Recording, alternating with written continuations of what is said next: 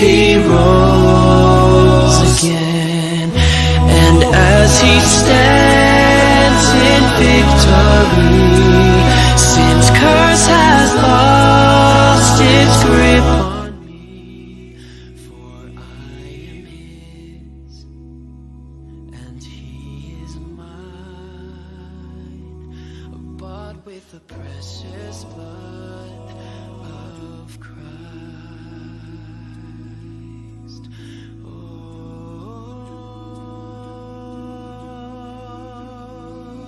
No guilt in life, no fear in death. This is the power of Christ in me. From life's first cry to final breath, Jesus commands my destiny. No power of hell, no scheme of man can ever pluck me from his hand till he returns or calls me home. Here in the power of Christ I'll stand. Here in the power of Christ I'll stand.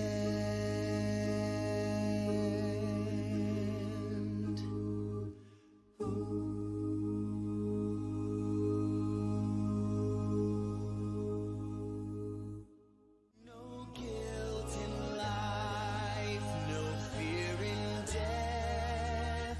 This is the power of Christ in me. From life's first cry to final breath, Jesus commands.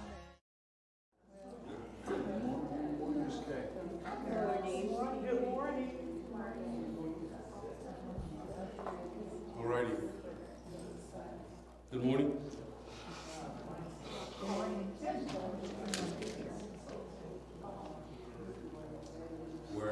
We are at our official 5 after 9 starting time. It's a brother, you have 5 more. Don't ask me how I know that. Okay, we're going to have Brother David get us started here with an opening prayer. David, if you would be so kind.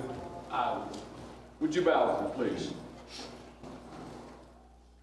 Father, thank you for a morning that reflects the beauty of your glory, that reflects the power of your glory.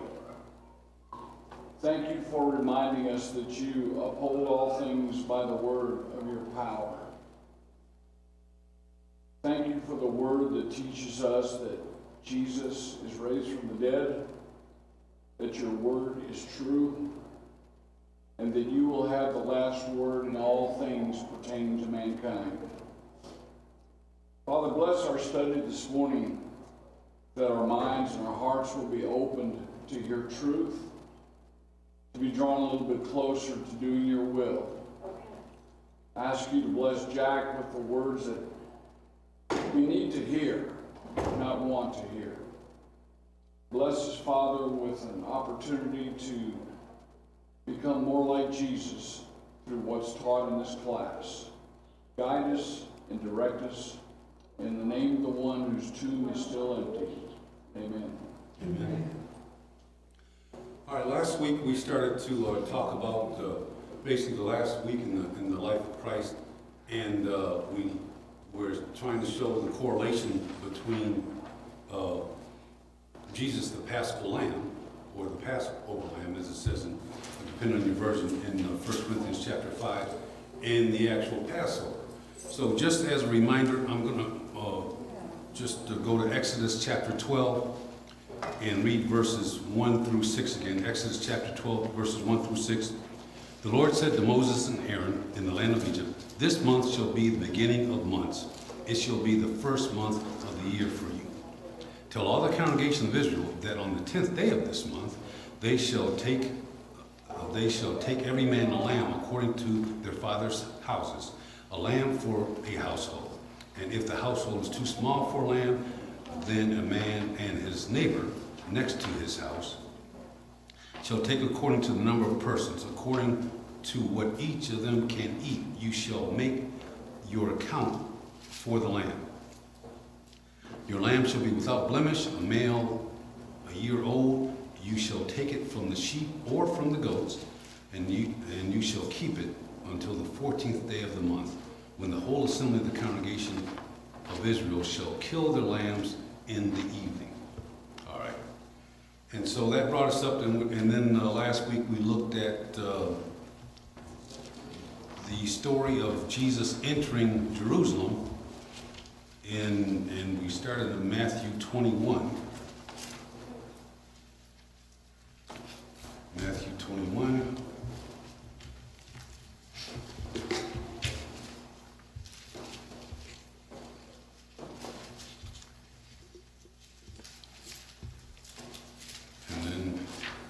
And so we talked about, and I had asked the question, how do we know this is the first day of the week that Jesus entered into Jerusalem? How do we know that traditionally the day that Jesus entered Jerusalem is called Palm Sunday, or what it could be called Cloak Sunday, actually, I guess, since they do Palm Sunday cloaks on the ground. I don't really understand that, but it's just one of those things. So my question was, how do we know that Jesus entered Jerusalem on the first day of the week? Because it really doesn't say what day of the week it was that he entered. But it's assumed that it was on the first day of the week, the day we call Sunday. And so we looked at that in Matthew chapter 21, verses 1 through 11. And as I said, that they, in verse 8, most of the crowd spread their cloaks on the road, and others cut branches from the trees and spread them on the road. And they said, Hosanna, son of David, blessed he that comes in the name of the Lord, Hosanna in the highest. And you can read the same thing in Mark chapter 1 through 10, and then Luke 19, 28 to 38. And in Luke, they mention the cloaks, but they don't mention the branches being thrown on the ground. But then they refer to Jesus as the king. And then in John 12 and 13, they mention palm branches, but they don't mention the cloaks. And again, they refer to Jesus as the king. So if we go back to Exodus chapter 12, on the 10th day, the lamb is chosen. And then my point was that Jesus was chosen on this day when he entered into Jerusalem. All right? And so if that is the case, then even though we don't necessarily know the date, the day of the week it was, we do know the date. It had to be the 10th day of the first month. All right, and if that is the case, then we talked about, if that was the case, that means that first day of the month started on what we would call Saturday evening, and then the 11th day of the month would start on what we call Sunday evening, the 12th day of the month would start on what we call Monday evening, the 13th day of the month would start on what we call Tuesday evening, and then the 14th day of the month would start on what we call Wednesday evening. All right, so are we tracking? Yes, no, maybe? Okay. I hear rattling, so that's head shaking. All right. All right, so if that's the case, how then could we say that Christ was crucified on a Friday? Because it just, the math doesn't work out. And I thought about, also if we say this day is the first day of the month, now I'm not going to read all of this because you'd have to read chapter 21 through 26 in Matthew. But if we did that, we know that Jesus entered, again, we're assuming that he entered on the first day of the week. And then he was there for a short time, and then he went to Bethany. Okay? Well, then he returns to Jerusalem, and I'm trying to figure out where the scripture is. Oh yeah, in 21:18, in Matthew chapter 21, 17. Somebody read Matthew 21, 17 and 18. And he left him and went out of the city to Bethany, where he spent the night. Early in the morning, as Jesus was on his way back to the city, he was hungry. Okay, and this is the story of the fig tree. But I'm just saying, he left, he spent the night in Bethany, and then the next morning, he came back to Jerusalem, right? So if he entered Jerusalem on the first day of the week, then he went to Bethany, and then he came back the next day. That would be the second day of the week, right? Or in this case, if he entered Jerusalem on the 10th, then that would mean on the day we call Sunday, that means he spent the night that night in Bethany, and then on the day we call Monday, he came back to Jerusalem, okay?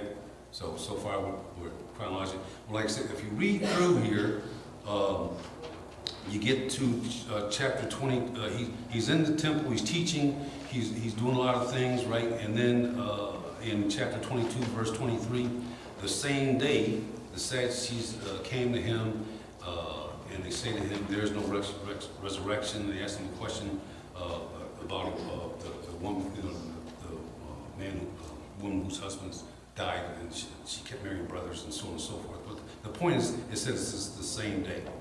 So we're assuming that this is the day we call Monday, right? And if you keep on reading, you get to chapter 26. Because then, in between there, he's telling parables, he's telling all these stories, he's doing a lot of teaching, right? And then when you get to chapter 26, it says, verse 1 and 2, when Jesus was finished all these things, he said to his disciples, "You know that after 2 days the Passover is coming, and the Son of Man will be delivered up to be crucified." So if he's in Bethany Sunday night, he goes back to Jerusalem on Monday, and then he says 2 days later, what day would that make it? Wednesday. It would make it Wednesday, right? So either if you go by the first day of the week being the 10th day of the month, or if you track it, if we're saying Jesus entered Jerusalem on the first day of the week, then by the 10th day to the 14th day, or by him spending the night coming back and so on and so forth, going back, either way, we end up with the 14th day of the month, the day that the Passover lamb is slain, would be Wednesday evening. Okay? Does that make sense? All right. So if that's the case, then how do we arrive at the fact that most people say that he was crucified on a Friday? So what happened between Wednesday evening and Friday? What happened in the day between them? All right. So, and my thoughts on that were that, and then obviously, like I said last week, we got into a discussion about him being crucified on the third hour of the day, which they had evening and night and day, so there was 12 hours in each, and roughly this would be 6 a.m. to 6 a.m. would be the starting time, and then the third hour of the day would be 9 a.m., right? And so then it was dark from the 6th hour to the 9th hour, and somewhere in that 9th hour, in verse 37 of Mark 15, Jesus uttered a loud cry and breathed his last. So Jesus died about the 9th hour on that day. All right. So now we start getting into, we started last week getting into what happens after Jesus died. So we're going to go there again. So are there any questions up to this point as far as the chronology or the timekeeping method that we're using here? All right. So in Matthew 27, so we're gonna read basically the same stories in Matthew, Mark, Luke, and John. So if I can get a Matthew reader, a Mark reader, a Luke reader, and a John reader, that would make things easier. Or I just do it myself. But if someone wants to go to Matthew 27, and read verses 57 and 58, and then skip to verse 62. So Matthew 27, verses 57 and 58, then skip to then skip to verse 62, not day 62. All right, Matthew 27, 57, 58.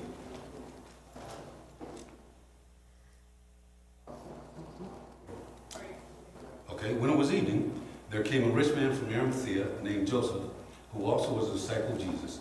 He went to Pilate and asked for the body of Jesus. Then Pilate ordered it be given to him.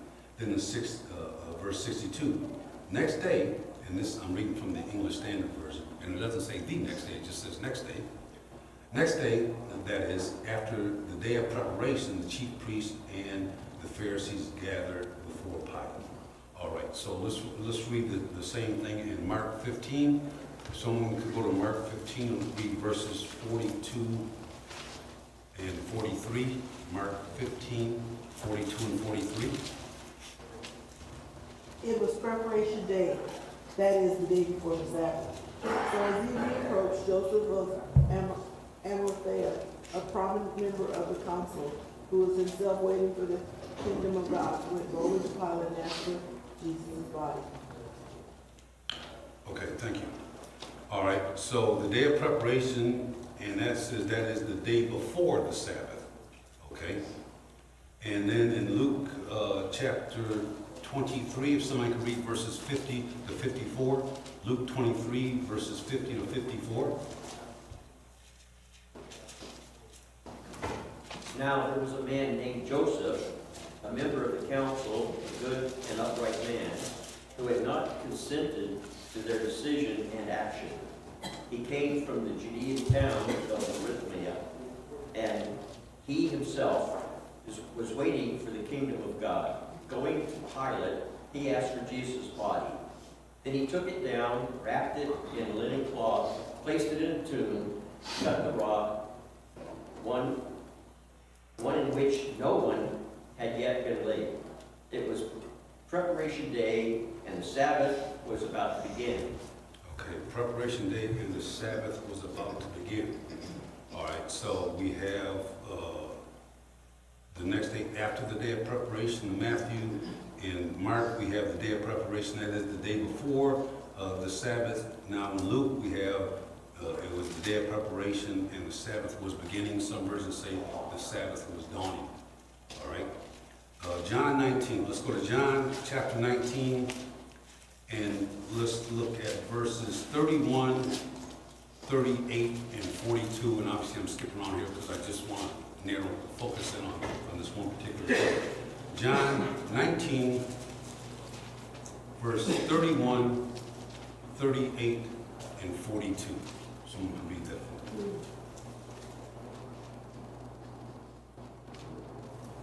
Now it was the day of preparation, and the next day was to be a special Sabbath, because the Jews did not want bodies left on the crosses during the Sabbath. They asked Pilate to have the soldiers therefore they have the legs broken and the bodies taken down. And then you said 38? 38, please, yes. Later, Joseph of Arimathea asked Pilate for the body of Jesus. Now Joseph was a disciple of Jesus, but secretly because he feared the Jews. With Pilate's permission, he came and took the body away. Okay, verse 42. And then which is? 42. Because it was the Jewish day of preparation, and since the tomb was nearby, they laid Jesus there. Okay, so in verse 19, in verse 31, it says, since it was the day of the preparation, and your version said a special Sabbath? Okay, my version, this English Standard Version reads, since it was the day of preparation, and so that the bodies would not remain on the cross on the Sabbath, for that Sabbath was a high day. Does anyone else have a high day? All right, does anyone else have what's yours? Okay, yeah. So I'm just wondering if somebody has anything different than high day or special day, or there was a distinction made between the Sabbath, right? And so I asked the question last week, how many Sabbaths were there in the Jewish calendar. That probably wasn't the best way to ask the question. I think a better way to ask the question was for people living under the law of Moses. Was the seventh day of the week the only Sabbath?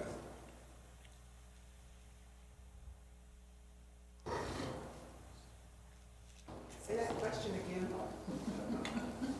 For people living under the law of Moses, was the seventh day of the week the only Sabbath day?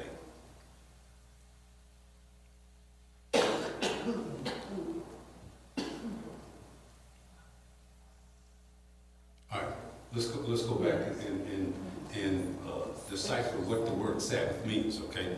Why was the Sabbath originally set up in the law of Moses? I want to say it's Exodus chapter 20, verse 8, when God was giving the law, the Ten Commandments to Moses. Why was the seventh day of the week a Sabbath day, a special day? To rest and not work. To rest and not work, okay? So, and why? Why did God make this special, the seventh day of the week special? Because God rested on the seventh day. Because when God created the heavens and the earth, he did his work in the first 6 days, and he rested on the seventh day. So that would tend to get you to believe that Sabbath has something to do with rest, right? All right. So that was it. He rested on the seventh day, so he says, you are to rest also and make to stay holy. All right, so rest has something to do with Sabbath. So when you look up the word in the Old Testament, and I said last week, I said, what did I say?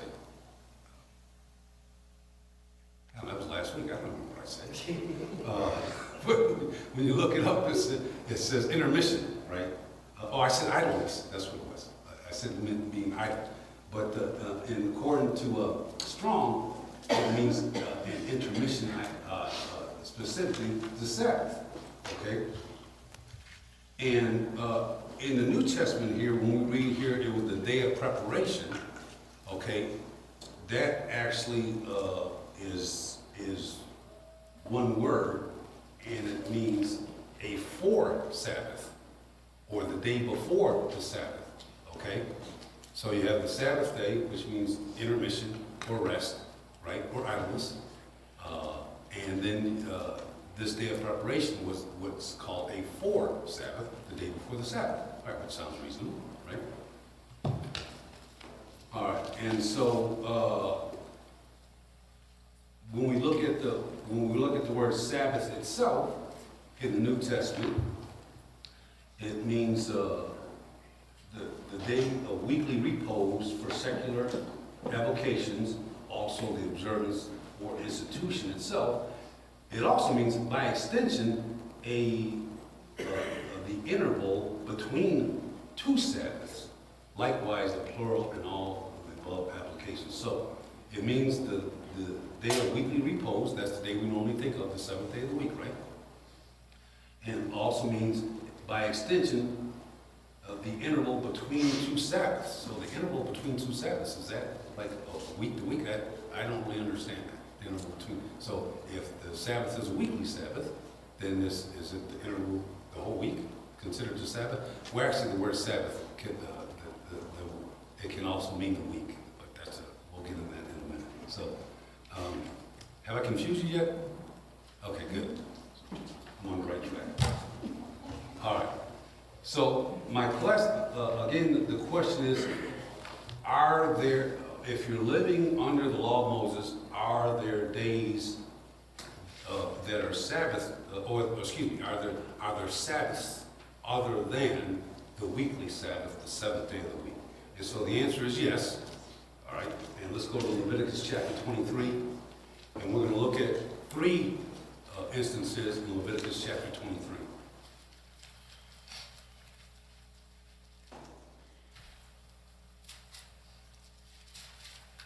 If somebody wants to read Leviticus chapter 23, verses 23 to 25.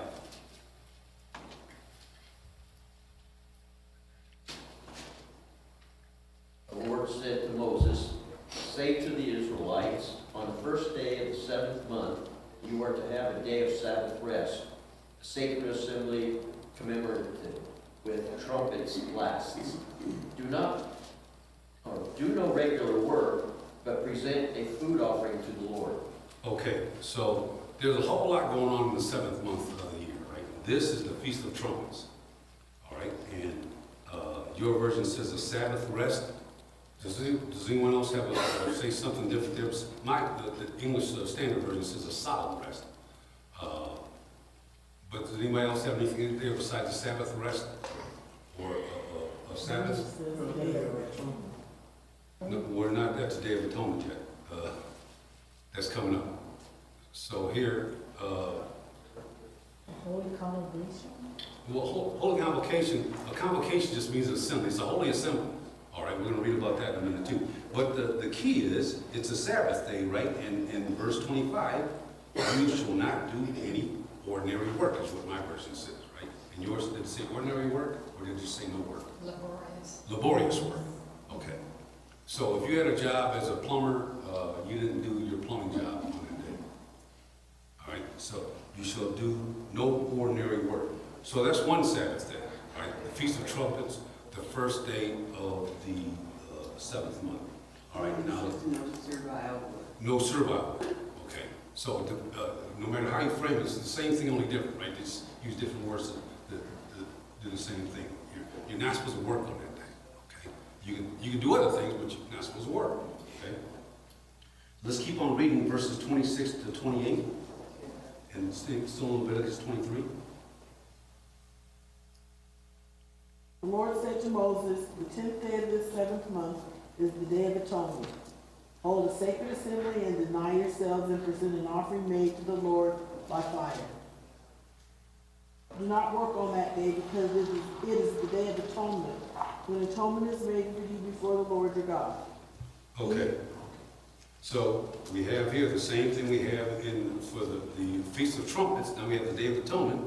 It's a holy convocation. What does yours say? It says a special assembly or sacred assembly. Yeah. So holy convocation, sacred assembly, same thing. And you shall do no work on this day. It's the Day of Atonement. So you have the first day of the 7th month, and now you have the 10th day of the 7th month.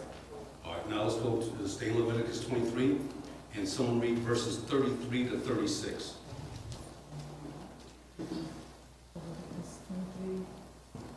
Leviticus 23, what was that? 33 to 36. The Lord said to Moses, say to the Israelites, on the 15th day of the 7th month, the Lord's Feast of Tabernacles begins, and it lasts for 7 days. The first day is the sacred assembly. Do no regular work. For 7 days present offerings made to the Lord by fire, and on the 8th day hold a sacred assembly and present an offering made to the Lord by fire. It is the closing assembly. Do no regular work. Okay, so here you have the Feast of Booths, also known as the Feast of Tabernacles, also known as the Feast of Ingathering, right? And on the first day of this feast, it's a holy convocation, it's a sacred assembly, you shall do no ordinary work. On the 8th day of this feast, it's a sacred assembly, you shall do no ordinary work. All right, so, and then too, we didn't get into it, but if you want to keep on reading, every 7th year was a Sabbath year. What did that mean, a Sabbath year? You took the year off. You took the, well, as a Sabbath year for the land, specifically, to let the land rest. All right, so you didn't plow, you didn't sow, you didn't reap, and one of the reasons was that whatever the ground produced, you ate off of that, but also the poor people would go into your fields and they would eat off the fields. And so every 7th year, and so that made every 49th year a Sabbath year, and then the 50th year was the year of Jubilee. So then you had 2 years back to back that were Sabbath years where you let the ground rest. All right, but that's another story. All right. So what does that have to do with Jesus on the cross? I'm gonna let you ask.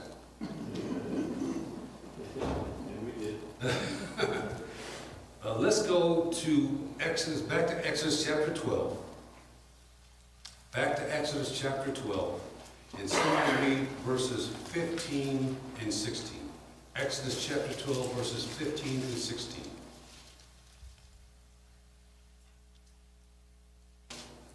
For 7 days you are to eat bread made without yeast. On the first day, remove the yeast from your houses. For whoever eats anything with yeast in it from the first day through the 7th must be cut off from Israel. On the first day, hold a sacred assembly, and another one on the 7th day.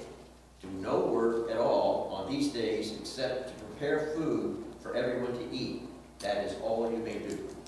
Okay, so now we're back in Passover week, or this is the Feast of Unleavened Bread, right? So you have the first month, on the 10th day the lamb is chosen.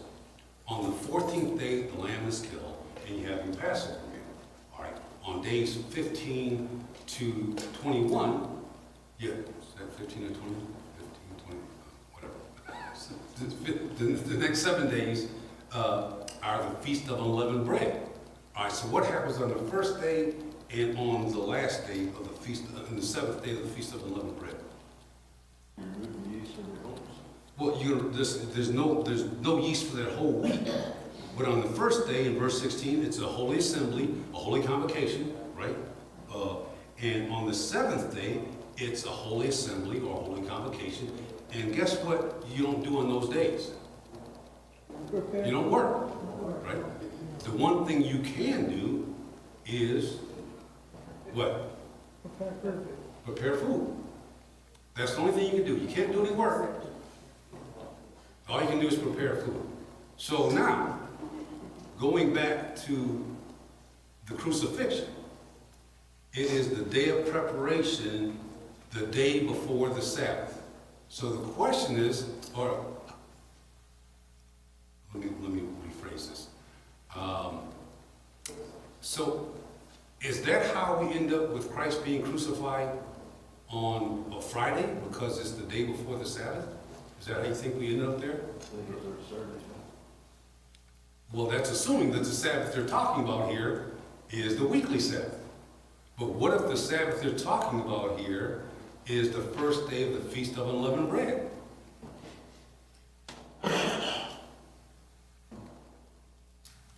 The day of preparation. Now, when I went to, what website? Oh, it was the Catholic.com. And I looked up there an article about this. And one of the things they said, oh, well, that term, the day of preparation, is an axiom for the day before the weekly Sabbath. All right, so whenever you read day of preparation, they're talking about the day before the week the day before the weekly Sabbath.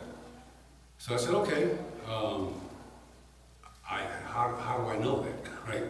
So I did a search using day of preparation, and then since the King James Version says the day of preparation, I did a search using the day of preparation, and guess how many times that phrase showed up?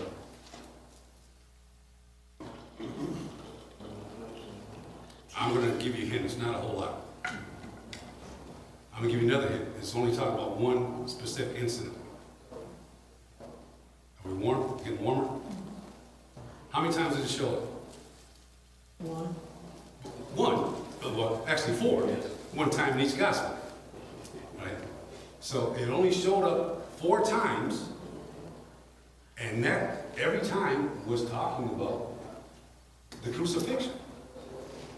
So if it's an axiom, if it's always used for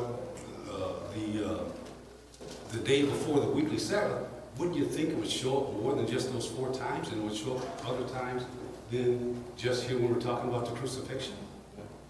I mean, does that seem reasonable? It seems reasonable to me. Does that seem reasonable to you? We always call it that. You know what I mean? It's like some people say, well, it's the Lord's Day, right? Well, we know when it says the Lord's Day, we know they're talking about Sunday, right? You know, the Lord's Day is every day, right? But we understand what you're saying. So, oh, it's the Lord's Day, right? So, if that was always used, as this writer on this website said, to always read, wouldn't you think it would show up someplace else? Well, it doesn't. Now, I didn't. Now, the word preparation shows up all over the place, but the actual phrase, the day of preparation or day of preparation, only shows up in Matthew, Mark, Luke, and John talking about the crucifixion. All right. So what am I trying to say? What do you think? What's the point? That question too. Pardon? We keep asking that question too. That Christ wasn't crucified on Friday because it doesn't coincide with what Jesus' laws, and if he's the Paschal Lamb, he should follow the dates All right, there's a pattern, for the right? pattern. The pattern was that the lamb was chosen on the 10th and was killed on the 14th. Now, obviously, like I said before, when you're doing a study of type 9 type, at some point there's going to be breakdown, because we know Jesus wasn't killed in the evening on the 14th, right? That's where the breakdown is. He wasn't, some versions read between the two evenings, and like I said, as far as I can determine, that's dusk. It's between the time the sun actually goes down and the time it actually gets dark. All right. So we know that didn't happen. He wasn't killed until the following morning, right? It was still the 14th. So that holds true. He was killed on the 14th, but he wasn't killed at the exact time that they were commanded back in Exodus chapter 12. So I mean, we understand that, right? It's still the 14th. Right? It's still the 14th day. Okay. So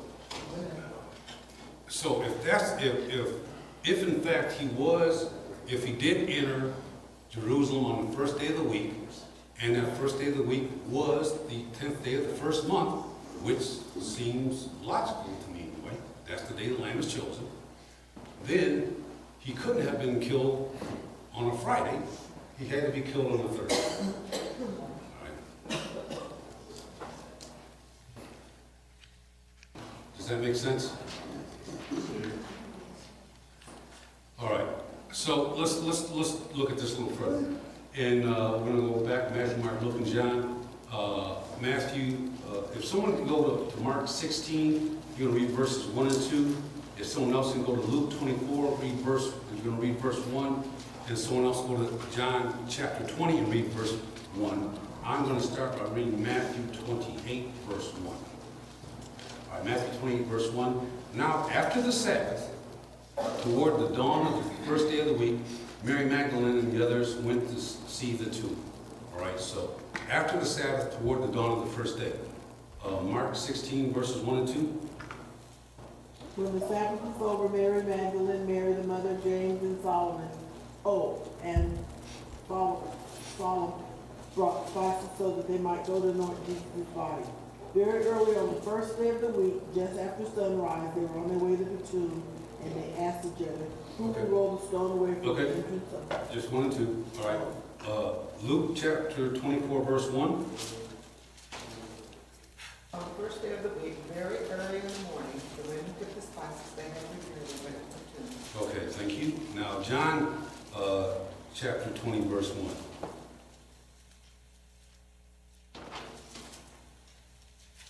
Now on the first day of the week, Mary Magdalene came early to the tomb while it was still dark and saw the stone already taken away from the tomb.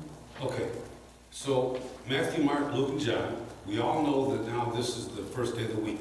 All right, and now here, if it mentions a Sabbath, we know which Sabbath they're talking about, because it's got to be the weekly Sabbath, the seventh day of the week, because now it's the first day of the week, right? So there's no ambiguity there whatsoever. All right, so first day of the week, Matthew says toward the dawn, Mark says very early, when the sun had risen, Luke says first day at early dawn, John says while it was still dark, all first day of the week. All right, now,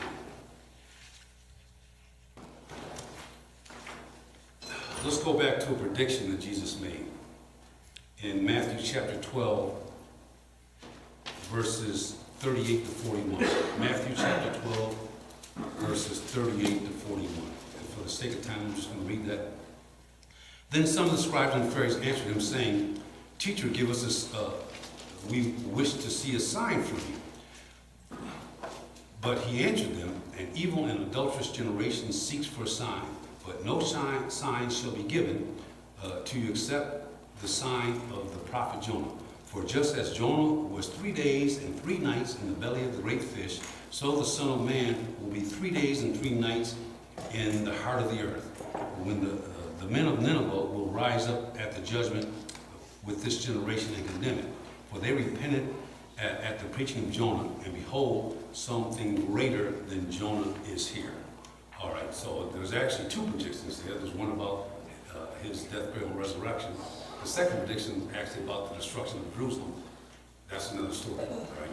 But 3 days and 3 nights. All right, so if you go to the common thought that Jesus was crucified on a Friday, right? And I didn't pronounce the definition, but when we talk about a day can be any portion of a day. Any portion of that day is considered a day.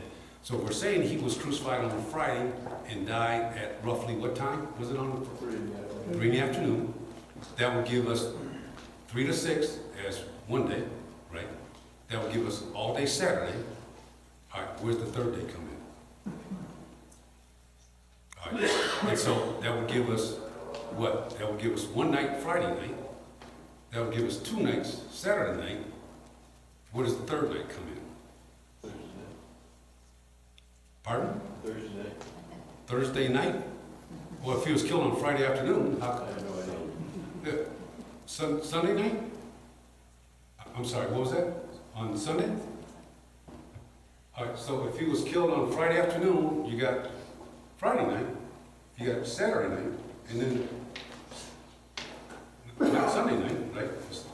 All right. So you got 2 nights and 2 days, right? But if, like we've been talking about here, if he was actually crucified on a Thursday, not a Friday, then what do you have? You got 3 to 6 on Thursday, one day. You got all day Friday. You got all day Saturday. You got Thursday night. You got Friday night, and you got Saturday night. So, and now depending on which version you have, it says that the women were there when they got there. What was the situation in Matthew? Toward the dawn of the first day. All right, so that means it's still night. So we're not into Sunday yet, daylight on Sunday. Now Mark says very early on the first day of the week when the sun had risen. So, all right, that says when they got there, but it doesn't say when Jesus rose, right? Because when they got there, Jesus was already gone. In Luke, it says the first day of the week at early dawn. And then in John, first day of the week, while it was still dark. All right, so we don't know the exact hour that Jesus was resurrected. Okay. But based on what we have talked about, the correlation between the 10th day and the 14th day, the days of the week, the hours, so on and so forth. Do you get my point here? Do you see what the point that I'm trying to make? I mean, does it make sense? Yes, no, maybe? Pardon? So so what? Why does that matter? Does it? What did we start off talking about? I know it was a while ago, but 4 weeks ago, I think now. Foreshadowing, the type and any type. We start with, yeah, well, foreshadowing, type and any type, right? Jesus, the Passover was a type of Christ, right? So we're talking about that. We also started out talking about special days. Okay, we started talking about Easter, all right, and Palm Sunday, Easter, Palm Sunday, Good Friday, Easter, okay? And so, if what I'm saying here is correct, then it's not Good Friday, is it?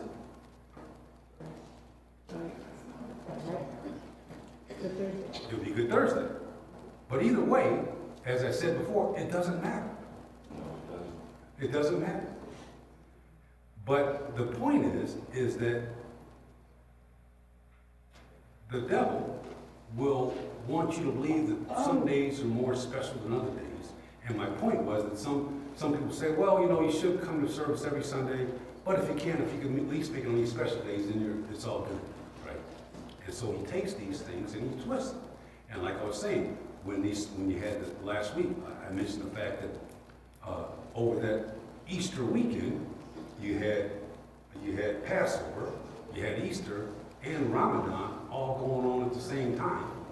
And, pardon? Praise the Lord. Right, yeah, and you had riots going on in Jerusalem because you had a special day overlapping with a so-called special place, right? So my point is that for Christians, there are no special days, and really are no special places. Now, there are places that have historic value, but like I said, when I went to visit Jordan River, and there's people, bathing in the river, does that have any special powers? Is that like the what's the river in India? Ganges? Yeah, is that like the Ganges? You bathe there and you got some special powers? I don't think so. I gotta tell you a funny story though. There were my two oldest daughters, right? They both wear glasses. Daughter number 2 went and got a little sample of the water from the Jordan River. She also got some from the Dead Sea. Daughter number 1 didn't want to go there, right? But they had a big like basin, right, with water in it from the Jordan River. And so I took and I splashed them. And she said, "Glasses, I rebuke you!" And she threw her glasses down, right? I could see. Oh, goodness. And I said, "We're going to get kicked out of here for being sacrilegious." But man, that was funny. I thought it was funny. But my point is, too much significance is placed on things where it shouldn't be placed. Let's work on being better Christians, better neighbors, better husbands, better wives, better fathers, better mothers, better employees, better employers. Let's work on those things. Let's work on being more Christ-like and not get caught up with these superfluous things, because that's what they are. And so much attention can be placed on some things that are really unimportant. Oh, we got to have this Easter pageant. Oh, we got to do this. Oh, we got to set this thing up. No, you don't. That's not what it's about. All right, that's going to conclude this lesson. Any other questions? Do you have any questions, any statements you want to make? And like the 10th day of the first month. Yes. The first month, is that January? no. The 10th day of the 7th month, is that July? The first month on the Jewish calendar starts in the spring. Were you sleeping during this part of the night? Jewish one day. You have the vernal equinox, right? The vernal equinox, right? That's in the spring. Right. Then you have the first new moon after the vernal equinox is the first month. Then the first full moon after the new moon, after the vernal equinox, is Passover. All right, so vernal equinox, new moon, full moon. And like I said, the Jews had two. They had this calendar, where the 7th month would be in the fall. Like I said, also like we talked about the Feast of Booths or the Feast of Tabernacles. There was also the Feast of Ingathering. That's the final harvest. Guess what? That's coming up in another lesson. But that would be in the fall. But they had another calendar. I don't know if it was a social calendar where the months ran differently. Because now, if you look at the Jewish calendar, this is not the first month in the calendar. But again, it's a lunar cycle. So every couple years, they would add a second month. There'd be a Dar 1 and a Dar 2 to make up for the discrepancy in the days. And like I said, that's the difference between the Jewish calendar and the Muslim calendar, because the Muslim calendar is strictly on a lunar cycle. Like I said, they just had Ramadan last couple weeks ago, right? It was Ramadan. Well, when I was coming home from Iraq in 2008, I had dinner with a friend of mine in Jordan for Ramadan. That was in September. All right, so Ramadan moves, whereas these so-called Christian holidays, they're the same time every year. So thank you for your patience. If you have any questions, please ask me. You don't have to be shy. You want to call me later. Sometimes my number is in the directory. Give me a call if you have any questions about this, if it makes sense to you, if it does make sense to you. And hope next week we're going to talk a little bit about circumcision and baptism. Thank you very much.